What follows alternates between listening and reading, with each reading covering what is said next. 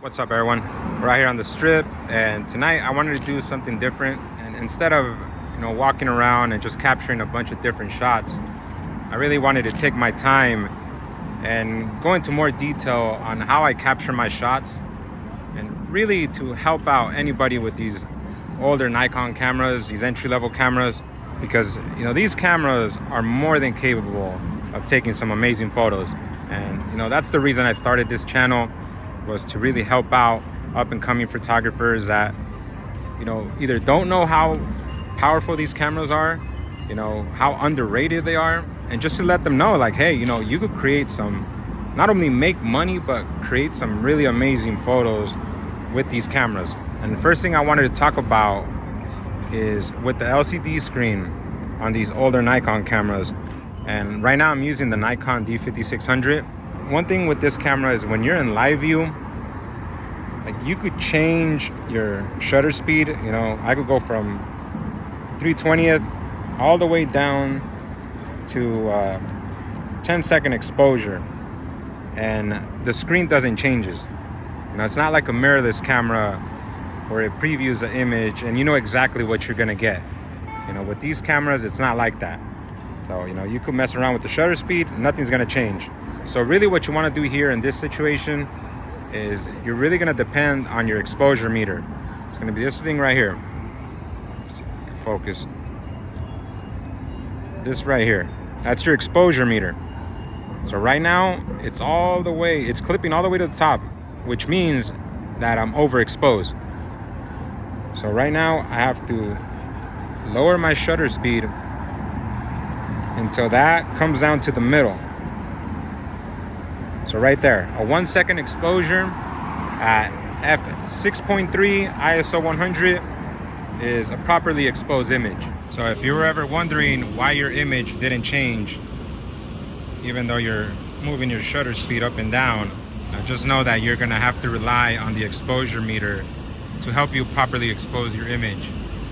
This probably wasn't the best spot to choose, because the exposure meter is going up and down since these billboards right here keep changing. Like, some are darker, some are brighter, but you guys get the idea. This is really gonna help you out when you're out at night and you're trying to properly expose your image. All right, here comes a bus. I'm gonna do 1/3. I'm gonna stay at 6.3.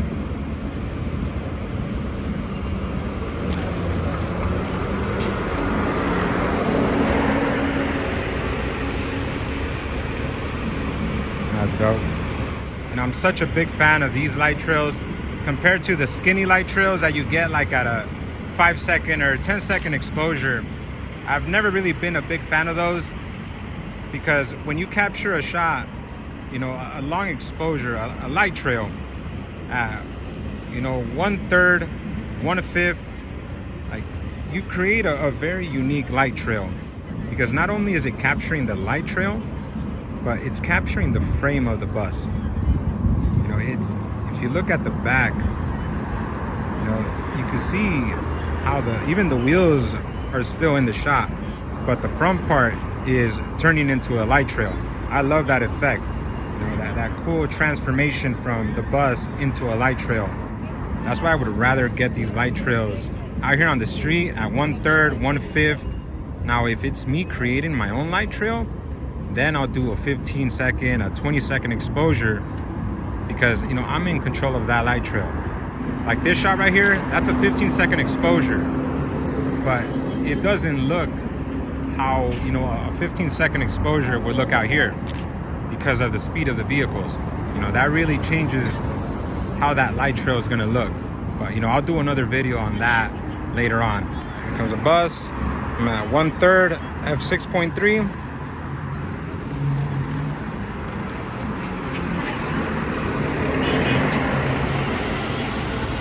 That's sick. Next time you're out getting some light trails, try light trail shots at 1/3 or 1/5. Just try out different shutter speeds. And another thing I wanted to share with you guys is, when I'm capturing these bus light trails at these slow shutter speeds, I like to get the buses coming at me instead of the opposite way. It creates a more unique light trail instead of capturing it driving away. Like, I like this angle better. Again, that's just my opinion, but if you guys want to try that out next time you're out shooting, go for it. You know, tag me in the photos, and I would love to see what you guys capture.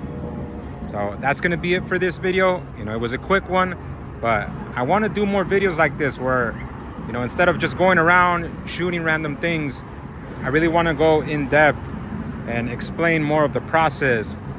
And, you know, let me know in the comments if you guys want to see more content like this, because I could make this another series, you know, of videos where I could just share, you know, quick little tips on night photography with these older Nikon cameras.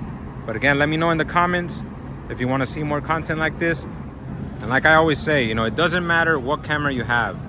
You know, if you want to get good at photography, you got to get out and shoot as much as possible and just experiment, explore, try different settings. All right, so I appreciate you guys watching. You know, if you enjoyed the video, hit that like button, hit that subscribe button. I would greatly appreciate it. So I'll catch you guys on the next one. Peace out.